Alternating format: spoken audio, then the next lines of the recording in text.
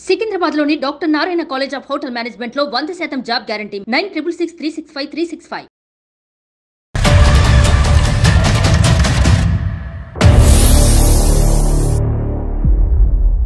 అందమైన జీవితానికి స్వాగతం. నమస్తే కళ్యాణ్ గారు. నమస్తే జయ గారు. కళ్యాణ్ గారు, డైరెక్ట్గా సబ్జెక్ట్లోకి వచ్చేస్తానండి. అని ఒక అమ్మాయి వాళ్ళ హస్బెండ్కి సంబంధించిన ఇష్యూ అనమాట. హస్బెండ్ ఇష్యూ అనగానే నేను కూడా ఫస్ట్లో ఇదేదో రెగ్యులర్గా మనం చూసే ప్రాబ్లం ఏమో అనుకున్నాం, వైఫ్ అండ్ హస్బెండ్ ఇష్యూస్ ఏమో అనుకున్నాను. కానీ కొంచెం డిఫరెంట్గా ఉందండి. అయితే తన నెంబర్ కూడా ఇచ్చింది, ఒకసారి కాల్ చేసేయమంటారా? చేయండి మేడం. హైదరాబాద్ అమ్మా? హైదరాబాదేనండి. ఇంకేం వివరాలు లేవు మెయిల్లో? మెయిల్లో ఉన్నాయండి, కాకుండా డైరెక్ట్గా మీరు మాట్లాడితే బాగుంటుంది. సరే తప్పకుండా. హలో అండి, నేను జయానండి, అందమైన జీవితం ప్రోగ్రామ్ నుంచి కాల్ చేస్తున్నాను. నమస్తే చందన గారు. నాతో పాటు డాక్టర్ కళ్యాణ్ చక్రవర్తి గారు కూడా ఉన్నారు. నమస్తే అమ్మా, నేను డాక్టర్ కళ్యాణ్ చక్రవర్తి. నమస్తే డాక్టర్ గారు. కొద్దిగా అమ్మా చెప్పండి అమ్మా, ఎక్కడి నుంచి అమ్మా, ఎంత మీ వయసు, సమస్య ఏంటో చెప్పు. నా వయసు 29 అండి. మేము ఇక్కడ హైదరాబాద్ లో ఉంటామండి. నాది విచిత్రమైన సమస్య అండి. మా వారు ఈ మధ్య బాగా తాగడం మొదలు పెట్టారండి. విపరీతమైన తాగుడు. ఏ విషయం గురించి మాట్లాడదామన్నా విపరీతమైన కోపం. ఏ మాట మాట్లాడదామన్నా మాటకి ముందు మాట తర్వాత కోపమేనండి. అతను ఏం చేస్తుంటారమ్మా మీ వారు? Software engineer. Software engineer. మీరు వర్కింగ్ ఏనమ్మా? లేదండి, నేను హోమ్ మేకర్. ఎంతమంది పిల్లలమ్మా? ఒక పాప అండి. ఒక పాప. వయసు అమ్మా? 3 ఏళ్ళండి. మీకు మ్యారేజ్ అయ్యి? మాకు మ్యారేజ్ 6 ఏళ్ళు అయిందండి. ఓకే. ఈ కోపం అన్నది ఇప్పుడమ్మా, మ్యారేజ్ అప్పటి నుంచినా? అది మొదటి నుంచి ఉన్నదేనండి. తాగుడు అన్నదమ్మా? అది మొదటి నుంచే ఉందండి. కాకపోతే ఎప్పుడో నెలకోసారో వారానికోసారో తాగేవాళ్ళండి ఇది వరకు. కానీ ఇప్పుడు మరీ విపరీతం అయిపోయిందండి తాగుడు. కారణం వెతుక్కుంటున్నాడు తాగడానికి. కోపం వచ్చినా తాగడమే, బాధ వచ్చినా తాగడమే, ఆఖరికి సంతోషం వచ్చినా తాగడమే, అన్నిటికీ తాగుడేనండి. ఇక్కడ ఎవరెవరు ఉంటారు చందన? హైదరాబాద్ లో మీతో ఫ్యామిలీ ఎవరెవరు ఉంటారు? మేము ముగ్గురేనండి, నేను, మా వారు, మా పాప. ఓకే. అరేంజ్డ్ మ్యారేజ్ ఏనండి? అరేంజ్డ్ కమ్ లవ్ మ్యారేజ్ అండి మాది. చెప్పమ్మా, అంటే ఈ కోపానికి కొన్ని నిదర్శనాలు చెప్పండి అమ్మా, ఎగ్జాంపుల్స్. అంటే ఏ పరిస్థితుల్లో ఎక్కడ వస్తుంది కోపం? మనం ఏదన్నా అన్నా వస్తుందా, ఏమి అనకపోయినా వస్తుందా, ఎలా వస్తుంది ఈ కోపం చెప్పండి? ఎవరితో? ఎవరైనా కోపం తెప్పించాలంటే చాలా ఈజీ. లేదు, ఆయన కోపం తెచ్చుకోవాలన్నా ఈజీ. ఆయనకి మొదటి నుంచి విపరీతమైన కోపం. ఇదేంటయ్యా ఈ పని ఇలా చేసావు అని ఏదన్నా చిన్నగా మాట్లాడినా, గట్టిగా మాట్లాడక్కర్లేదని మాట్లాడినా చాలు, నీకెందుకు, నువ్వెవరు మాట్లాడటానికి అని రైజ్ అయిపోతుంటాడండి. అతన్ని సరిచేయటం గానీ సర్ది చెప్పటం గానీ ఏదైనా చెప్తే కనుక అతను కోపం వస్తుంది. అలా కాకుండా మీరు అతను సరిచేయకుండా సర్ది చెప్పినటువంటి పరిస్థితి లేకుండా కూడా కోపం వస్తుందమ్మా సహజంగానే? ఆయన సహజంగానే బాగా కోపిస్తండి. ఓకే. మళ్ళీ ఆయనే సర్దుకుంటారా చందన, లేకుంటే మళ్ళీ అది అలా ప్రొలాంగ్ అవుతూనే ఉంటుందా కోపం? ప్రొలాంగ్ అవుతూనే ఉంటుందండి. నేను గొడవ పడకూడదు, ఫోన్లే ఇవాళ నేను సర్దుకుపోదాము అనుకున్న రోజున బయటికి వెళ్ళిపోయి తాగొచ్చేస్తారు. లేదు, నాకు ఆ రోజు మూడ్ బాగలేదు, నేను ఎదురు తిరిగి మాట్లాడదాం అనుకున్న రోజున ఇంకా ఎక్కువ గొడవ పడు. మొదట్లో పోనీ నేను తగ్గుంటే ఆయన తగ్గుతాడులే అనుకుని నేను సర్దుకుపోయిన రోజులు నన్ను ఇంకా చులకంగా చూడటం మొదలు పెట్టాడండి. ఇది వరకు మాట అనుకుని అరుచుకునేవాళ్ళం, ఇప్పుడు చెయ్యి కూడా ఎత్తుతున్నాడండి నా మీద. పాప పెద్దదవుతోంది కదండి, అది అక్కడ ఉందని కూడా చూసుకోడండి. ఈ 6 ఏళ్లలో 10 ఉద్యోగాలు మారింటాడండి ఈ కోపంతో. 10 ఉద్యోగాలు? 10 ఉద్యోగాల? జాబ్ చేయడానికి తెలివి కూడా ఉంది, కానీ ఆ కోపంతో పోగొట్టుకుంటాడండి. అమ్మా, ఇప్పుడు కోపం అన్నది మనకు అర్థం అవుతుంది, కానీ ఉద్యోగం అనేటటువంటి పరిధిలో అక్కడ ఏంటమ్మా, అక్కడ కోపం అంటే ఎందుకు కోపం వస్తుంది అక్కడ? వాళ్ళకి తగ్గట్టు ఈయన ఉండడండి. ఓకే. మనం కంపెనీకి వెళ్ళాము, ఒక ఆఫీస్ కి వెళ్ళాము, వాళ్ళకు రూల్స్ రెగ్యులేషన్స్ ఉంటాయి, డ్రెస్ కోడ్ అనో ఇంకోటో ఉంటాయి. అవేమి ఈయనకి నష్టం. ఐడి కార్డ్ వేసుకెళ్ళాలి, వేసుకెళ్ళాలంటాడు. ఓకే, బేసిక్స్ కూడా విండు. నాకు ఇష్టం లేదు అంటాడు. ఎప్పుడన్నా ఆఫీస్కి కూడా డ్రింక్ చేసి వెళ్ళే పరిస్థితి ఉందమ్మా? ఆఫీస్కి డ్రింక్ చేసి వెళ్ళటం గానీ, డ్రైవింగ్ చేసినప్పుడు డ్రింక్ చేయటం గానీ ఇలాంటివి ఉన్నాయా? ఉన్నాయండి. మా పాప పుట్టినప్పుడు మేము హాస్పిటల్లో ఉంటే కనీసం మమ్మల్ని చూడడానికి కూడా రాలేదు, కానీ పాప పుట్టిందని పార్టీ చేసుకున్నాడు. ఆఫీస్కి వెళ్ళాడు. అప్పుడు ఉద్యోగం పోయింది. అంటే ఆయనకి తాగటానికి రీజన్స్ అక్కర్లా, ఆయనే వెతుక్కుంటారండి. ఈ తాగటం గురించి మీ ఒక్కరికే తెలుసమ్మా, లేదంటే వాళ్ళ కుటుంబ సభ్యులు ఆఫీస్ లో ఉండేటటువంటి వాళ్ళకి ఇది పబ్లిక్ అయిందా ఇష్యూ? అందరికీ తెలుసండి. అందరికీ తెలుసు. అంటే తాగినప్పుడు కోపం ఒకలాగా, తాగినప్పుడు ఒకలాగా ఉంటుందా, లేదంటే ఎప్పుడు కూడా కోపం అనేది సబ్జెక్ట్ డిఫరెంట్, తాగటం డిఫరెంట్ సబ్జెక్ట్సా? లేదండి, ఆయనకి కోపం వచ్చింది అంటే ఇంకా తాగడమే. కోపం వస్తే తాగడానికి కోపం తెచ్చుకునే సందర్భాలు కూడా ఉంటాయండి. తాగిన తర్వాత కోపం ఇంకా విపరీతం అవుతుందమ్మా? విపరీతం అవుతుందండి. ఇప్పుడు చేతుల వరకు వచ్చిందా వ్యవహారం? అవునండి, చెయ్యి ఎత్తడం వరకు కూడా వచ్చిందండి. అయ్యో, కొన్ని మధ్య మా పాప గురించి కూడా ఆలోచించాలి. అడ్డొచ్చింది, అడ్డొచ్చేసరికి దాని మీద అరిచాడండి. కాదు డాక్టర్ గారు, ఇప్పుడు ఇంట్లో అనుకోండి తనకు కోపం వచ్చినా చెల్లిద్ది, ఇంట్లో వాళ్ళు సర్దుకుంటారు, లేకుంటే ఛీ చావు అని చెప్పేసి వదిలేస్తారు. ఆఫీసుల్లో చెల్లదు కూడా, అక్కడ కూడా ఇలాంటి పెత్తనం చూపించేస్తా ఉంటారా? అంటే ఇది వ్యక్తిత్వ పరం. ఇప్పుడు అమ్మాయి చెప్పేటటువంటి దాంట్లో ఏంటంటే ఇక్కడ కోపము తాగుడు అనేటటువంటిది బయటకు కనిపించేటటువంటి రెండు సబ్జెక్ట్స్ మాత్రమే. ఇవేంటంటే లోపల ఉండేటటువంటి వ్యక్తిత్వం గురించి మనం ఇక్కడ అర్థం చేసుకోవాలి. ఏంటంటే అహంకారి స్వభావం, నాకన్నీ తెలుసు, నేను ఎప్పుడూ టాప్ లో ఉండాలి, నా మాట అందరూ వినాలి, నేను చెప్పినట్టే జరగాలి, నా వైపు వేలెత్తి ఎవరు చూపెట్టకూడదు, నేను వేలెత్తి చూపెడితే అవతల వాళ్ళు తూచా తప్పకుండా వెంటనే ఫాలో అయిపోవాలి. సో ఇది వ్యక్తిత్వపరమైనటువంటి లోపం, ఇది ఒక డిసార్డర్. మీరు చెప్పేటటువంటి అవకాశం లేదన్నారు, వాళ్ళ తల్లిదండ్రులు చెప్పే అవకాశం ఉందా? ఆఫీస్లో కానీ ఎవరన్నా పెద్దల ద్వారా కానీ స్నేహితుల ద్వారా కానీ అతని ప్రవర్తనలో ఒక మార్పు తెప్పించే ప్రయత్నం ఎప్పుడన్నా జరిగిందా? ఎవరి మాట అన్నా అతను వింటాడా? కౌన్సిలింగ్ అనేటటువంటి ఆలోచన ఎప్పుడన్నా వచ్చిందా? వచ్చిందండి. కౌన్సిలింగ్ కి తీసుకెళ్దామంటే వాళ్ళేంటి నాకు చెప్పేది, అంటే అహంకారం, నాకు మీరు చెప్పేది ఏంటి, నాకు అన్ని తెలుసు, అవన్నీ ఉన్నాయా? ఉన్నాయండి. ఎవరైనా సరే ఈయనకంటే తక్కువే, వాడు నా రేంజ్ కాదు. ఎవరితో చుట్టుపక్కల నేబర్స్ తో కూడా ఎవరితోనూ మాట్లాడదు. రైట్. ఎవరితో మాట్లాడదామన్నా గొడవే. ఈ డబ్బులు ఖర్చు పెట్టడం, స్నేహితులతో బయటకు వెళ్ళటమా అనేటటువంటిది ఉందా, లేదంటే ఆ తాగేదేదో 4 గోళ్ల మధ్యనే తాగుతాడా? బయటికి వెళ్తారండి, ఫ్రెండ్స్ తోనే తాగుతాడు. కోపం అనే సబ్జెక్ట్ తీసేస్తే మిగతా ఏమైనా మంచి గుణాలు ఉన్నాయమ్మా? మాట్లాడుకునే తగ్గేటటువంటి గుణాలు ఏమైనా ఉన్నాయా? మొదట్లో బాగానే ఉండేవారండి, మేము ప్రేమించుకునే రోజు. మా వెనకాల బాగా తిరిగేవాడండి, రక్తంతో ఉత్తరాలు రాసేవాడు, గిఫ్ట్లు ఇచ్చేవాడు, చాలా ప్రేమగా ఉండేవారండి. పశ్చాత్తాపం ఎప్పుడున్నా ఉందమ్మా? చందన, సారీ నేను పొరపాటున కోపం వచ్చింది నాకు అనేటటువంటిది ఎప్పుడన్నా అలా ఉందమ్మా? ఎప్పుడన్నా పశ్చాత్తాపం, గిల్ట్ ఫీలింగ్, నేను డ్రింక్ ఆపేస్తాను, ఇంకెప్పటికీ కోపం రాకుండా చూసుకుంటాను అనే మాట ఎప్పుడన్నా వచ్చిందా? అది పెళ్లికి ముందు ఉండేదండి.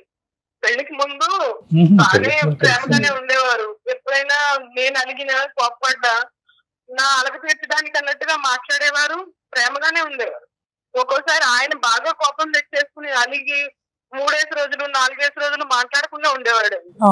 అప్పుడు నేను ప్రేమలో ఉండి బాగా క్రేజీగా ఫీల్ అయ్యేదాన్ని విషయాలు. అమ్మాయికి అయితే హింట్ అయితే పెళ్లికి ముందే ఉంది. రైట్ అమ్మా, మీ పెద్దవాళ్ళకి తెలుసమ్మా ఇతనికి ఇలాంటి అలవాటు ఉందన్నది? పెళ్లికి ముందు తెలియదండి, పెళ్ళయ్యాక అందరికీ తెలుసండి. ఇప్పటికైనా చెప్పుకున్నారా మీ వాళ్ళకి మీరు ఈ కష్టాల్లో ఉన్నారని? తెలుసండి, అందరికీ తెలుసు. మీ అత్తగారు మామగారికి కూడా తెలుసండి. వాళ్ళే ఇంట్లో ఉండలేక విడిగా ఉంటున్నారండి. ఇతనితో మీరు ఎప్పుడైనా డిస్కస్ చేశారా చందన? నువ్వు ఇలా కోపంగా బిహేవ్ చేస్తున్నావు, నాకు చాలా ఇబ్బందిగా ఉంది, మనకు ఒక పాప కూడా వచ్చింది, ఇట్లయితే ఎట్లా అట్లా ఏదైనా ఓపెన్ గా మీరు మాట్లాడే అవకాశం అసలు అతను ఇచ్చాడా మీకు? ఇస్తారండి. ఎప్పుడైనా మూడు బాగున్నప్పుడు బాగానే మాట్లాడతారు, కానీ చిక్కినట్టే చిక్కి జారిపోతుంటారండి. విన్నట్టే ఉంటారు, చివరాగరికి ఆయన చేయాలనుకున్నది చేసేస్తారు. ఈ డ్రింకింగ్ ప్యాటర్న్ అనేటటువంటిది అమ్మ, ఎందుకంటే ఇప్పుడు ఈ రెండిట్లకి ఒకదానికొకటమ్మ. కోపం వస్తే తాగుతాడు, తాగితే కోపం వస్తుంది. సో ఇది ఒక విషస్ సైకిల్, ఇది ఒక పద్మవ్యూహం. దీన్ని ఎలా కట్ చేసి అతన్ని బయట వేయాలి అన్నది మనం ఆలోచించుకోవాలి. కొన్ని ఇంపార్టెంట్ ప్రశ్నలు, పగలు కూడా తాగుతాడమ్మా, నిద్ర లెగిస్తూనే తాగుతాడా? అటువంటి పరిస్థితిని మీరు ఎప్పుడన్నా చూసారా? ఎప్పుడన్నా తాగి పడిపోవటం అన్నది చూసారా? ఇంట్లో తాగరండి, ఇంట్లో మటుకు సిగరెట్లు ఎంతసేపు. నాకు కాస్త పూజ పురస్కారం అది చేసుకుంటానండి నేను. ఓకే చందన. నేనేమో అగరబత్తిని వెలిగించుకుని ఆగోపం పిలుద్దామంటే సిగరెట్లు వెలిగించి ఆగోపం నాకు ఇస్తూ ఉంటాడు. అయ్యో, ఆ విషయం గొడవ పడితే దానికి వెళ్ళి తాగుతాడండి. తాగొచ్చి మళ్ళీ గొడవ పడతాడండి. మళ్ళీ గొడవ పడతాడు.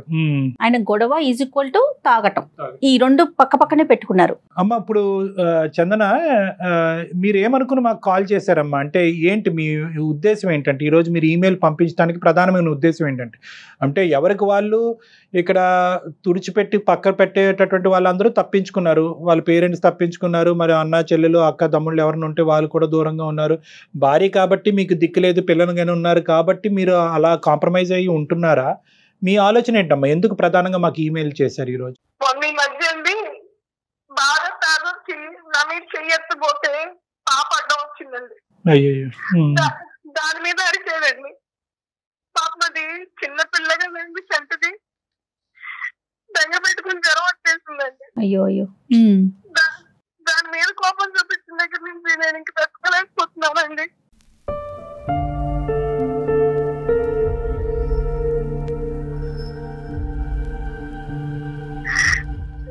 ఇన్నాళ్ళు నేనంటే పడ్డాను కదండి, పాప కూడా ఎక్కడ ఇబ్బంది పెట్టండి.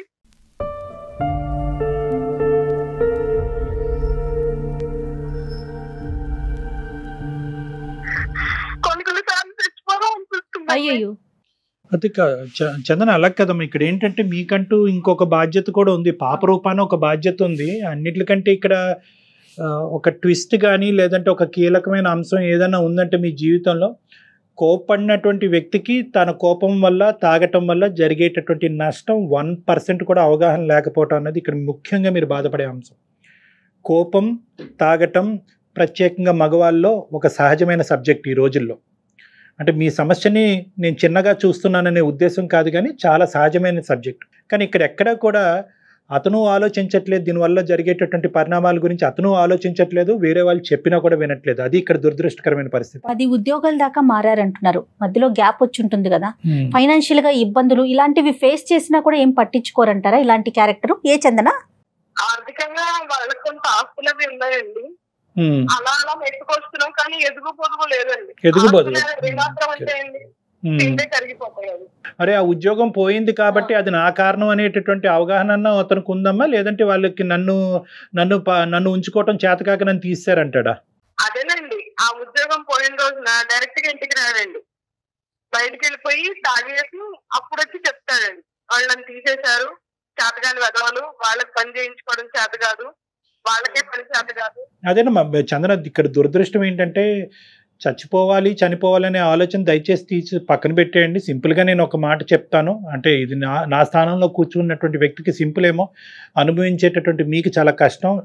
మీ యొక్క సమస్యకి మా అందమైన జీవితం తరపున పూర్తి స్థాయి సానుభూతి అన్నది ఉంది, ఎటువంటి సహాయం అన్నా మేము చేయడానికి రెడీగానే ఉన్నాం. మీ వరకు కూడా నేను చెప్పేది ఏంటంటే, ఇక్కడ ద డెసిషన్ ఈజ్ యువర్స్. చావు తప్ప మీరు ఏ డెసిషన్ అన్నా తీసుకోండి. ఉండాలనుకుంటున్నారా, మనిషి మారటానికి అవకాశం ఉందా లేదా, మార్పు రాకపోతే కనుక ఉండండి, లేదంటే బయటపడండి. సో నేను అనేది ఏంటంటే, చావు అనే సబ్జెక్ట్ తీసేస్తే మనం మిగతా ఆప్షన్స్ మాట్లాడుకోవడానికి అవకాశం ఉంటుంది. మీ బిడ్డ గురించి మీరు బతకాలి, మిమ్మల్ని కన్నా మీ అమ్మ నాన్న గురించి మీరు బతకాలి. So kindly delete that word. ఇప్పుడు ఏం చేయాలి? ఇక్కడున్న పెద్ద టర్నింగ్ పాయింట్ అండ్ ట్విస్ట్ ఏంటంటే కనుక, ఈ మనిషికి 0.5% కూడా అతను తప్పు చేస్తున్నాడు, తప్పుగా వ్యవహరిస్తున్నాడు, ప్రవర్తిస్తున్నాడు అనేటటువంటి అవగాహన లేకపోవడం అనేటటువంటిది ఇక్కడ ప్రత్యేకం. 90% సమస్యలు ఇక్కడే వస్తాయి. అవగాహన ఉంటే ఏం ప్రాబ్లం లేదు, మీరు చేయి పట్టుకుంటారు, అతను మీ చేయి పట్టుకుంటారు, ఏదో ఒక చోటకి వెళ్తారు, ఎవరి చేతో కౌన్సిలింగ్ చేయించుకుంటారు, డాక్టర్లే అక్కర్లేదు, మీ ఇంట్లో పెద్దవాళ్ళే కౌన్సిలింగ్ చేసి అతను బయటకు వేస్తారు. ఎందుకంటే అరే నీకు బరువు బాధ్యతలు తెలియవా, నీకు బాధ్యతలు తెలియనప్పుడు నువ్వు ఎందుకురా పెళ్లి చేసుకున్నావు, ఇల్లు గొల్ల చేస్తున్నావు, డబ్బులు ఖర్చు పెడుతున్నావు, సమాజంలో మర్యాద పోగొట్టుకుంటున్నావు, భార్యగా ఇలువ లేవు అనేటటువంటి ఈ పదాలు ఎవరు వాడినా కూడా ఆటోమేటిక్గా అక్కడ కౌన్సిలింగ్ జరిగినట్టే మనిషిలో ఎంతో కొంత మార్పు వస్తుంది. సో ఇక్కడ పెద్దవాళ్ళు అనేటటువంటి వాళ్ళు ఎప్పుడో ఇందులోంచి బయటకు వెళ్ళిపోయారు అన్నట్టు నాకు అనిపిస్తుంది ఆవిడ మాట. ఈవిడ ఒంటరి పోరాటం చేస్తుంది ఆవిడ. సో ఈరోజు ఆ మనిషిని మా దగ్గర తీసుకురావడానికి ప్రయత్నం చేసినా కూడా అది ఉపయోగపడలేదని అంటున్నారు కదా చందన గారు? అది కూడా ఒక గొడవేనండి. నేను ప్రయత్నించి చూశానండి, మా అమ్మ వాళ్ళకి మా నాన్నగారు అన్నయ్య వచ్చి ఒకసారి మాట్లాడిపోతే, మీరెవరు మాట్లాడడానికి, మీరెందుకు కల్పించుకుంటున్నారు, అసలు నువ్వెందుకు చెప్పావు వాళ్ళకి అని అది ఇంకో గొడవ. ఆఫీస్ బయట కోపగించుకోవటం, బయటకు వెళ్ళి తాగటం అనే అంశాల గురించి మనం మాట్లాడుకుందాం, అది మీ పరిధిలో లేనటువంటి అంశం. మీకు సంబంధించిన అంశం ఏదైనా ఉందా? అతను ప్రత్యేకంగా మీరు స్లోగా చేస్తారనో, కరెక్ట్గా చేయరనో, నీట్గా ఉంచరనో, పాపం సరిగ్గా చూసుకోరనో, ఇలాంటి ఏమైనా కరెక్టబుల్ సబ్జెక్ట్స్ అంటే మార్పు తీసుకురాగలిగేటటువంటి సబ్జెక్ట్స్ ఏమన్నా మీలో ఉన్నాయా? అవేమన్నా మీరు ఆ ప్రయత్నం ఏదన్నా చేస్తే కనుక మనిషి ఏమన్నా కొంతవరకు చల్లబడేదానికి అవకాశం ఉందా? అన్ని రకాలుగా ప్రయత్నం చూశానండి. అన్ని రకాలుగా చేసిన తర్వాత నా వల్ల ఒక అయితే డివోర్స్ తీసేసుకుందాం అనే ఆలోచన వచ్చింది. మళ్ళీ పాప మెయిన్ అదే కదా ఇష్యూ. పాప గురించి మీరు ఉన్నారు. పాపం తను ఎటు డిసైడ్ చేసుకోలేకపోతున్నారు. చదువుకున్నారా చందన? మీరు ఎంతవరకు చదువుకున్నారు? నేను ఎంఎస్సీ చదివానండి. ఏంటండి అసలు ఈ సమస్యకు అసలు పరిష్కారం అంటే మనం ఏం మాట్లాడుకోవాలి కళ్యాణ్ గారు? అందరికీ స్ట్రైట్ ఫార్వర్డ్ గా మనం సమాధానం ఎలాగైతే అందమాని జీవితం ప్లాట్ఫామ్ ద్వారా చెప్తున్నామో ఇదంతా స్ట్రైట్ ఫార్వర్డ్ ఇష్యూ కాదమ్మా.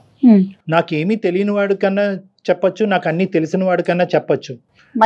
మధ్యస్థం ఉండి తెలిసి తెలియనటువంటి వాళ్ళకి, కానీ అహంకారంతో రగిలిపోతున్నటువంటి వాళ్ళకి మనం ఏం చెప్పలేం. ఇది అహంకారం. దీన్నే మనం ఏమంటాం అంటే గ్రాండియోసిటీ అని అంటూ ఉంటాం. నాకు అన్ని తెలుసు, నాకెవరు చెప్పక్కర్లేదు. కాన్సిక్వెన్స్ ఇక్కడ చూడండి, ఇక్కడ ఆవిడ బాధపడుతుంది, కన్నటువంటి ఆ చంటి పిల్ల బాధపడుతుంది, ఆర్థికంగా ముందుకెళ్ళకపోతున్నారు, 10 ఉద్యోగాలు మారినాయి, లోపల శరీరం ఎంతో హోనమైందో ఆ సబ్జెక్ట్ గురించి మనం మాట్లాడలేదు. సో ఇన్ని పరిణామాలు ఉన్నా కూడా ఆ మనిషి అలా ముందుకెళ్ళిపోయేటటువంటి తత్వం చూడండి, అది వ్యక్తిత్వపరమైన లోపం. అందుగురించి దురదృష్టం మనం చందన గారికి ఒక స్ట్రైట్ ఫార్వర్డ్ రెస్పాన్స్ అనేది మనం ఇవ్వలేకపోతున్నాం. కానీ మీరు చెప్పేటటువంటి మాట నెగ్గలేకపోతున్నాం కాబట్టి బయటికి వెళ్ళి కౌన్సిలింగ్ చేయాలి అనేటటువంటి అంశాన్ని సహజంగా మేము సజెస్ట్ చేస్తాం. అది మీరు ఇప్పటివరకు ఎంత ప్రయత్నం చేసినా ఇంకొక మెట్టు ఎక్కి చేయండి అని అంటున్నాం. ఇది ఎందుకు అంటామంటే కనుక ఇలాంటి వ్యక్తుల్ని మా లాంటి వాళ్ళ దగ్గరికి తీసుకొచ్చి లేదంటే ఇంకో కౌన్సిలింగ్ సెంటర్ కన్నా తీసుకెళ్ళి ఆ తాగుడికి ఏదైనా విరుగుడుగా మందు ఏదైనా వాడాలి అంటే కనుక నీకు ప్రాబ్లం ఉంది కాబట్టి మాతో పాటు రా అంటే వీళ్ళు సచ్చినా రారు. ఎందుకంటే నీకు నీ వల్ల నీ యొక్క వ్యవహారం వల్లే ఇలా అయింది అనేటటువంటి బ్లేమింగ్ యాటిట్యూడ్ ప్రధానమైనటువంటి అంశం చందన గారు వీళ్ళకి నచ్చదు. అలాంటి పరిస్థితుల్లో ఏంటంటే ఎలాగైతే మీకు ఒక కడుపు నొప్పి, ఒక కాలు నొప్పి, ఒక తలనొప్పి వస్తే కనుక మీతో పాటు ఒక హాస్పిటల్కి అతను వస్తాడు అని నేను అనుకుంటున్నాను.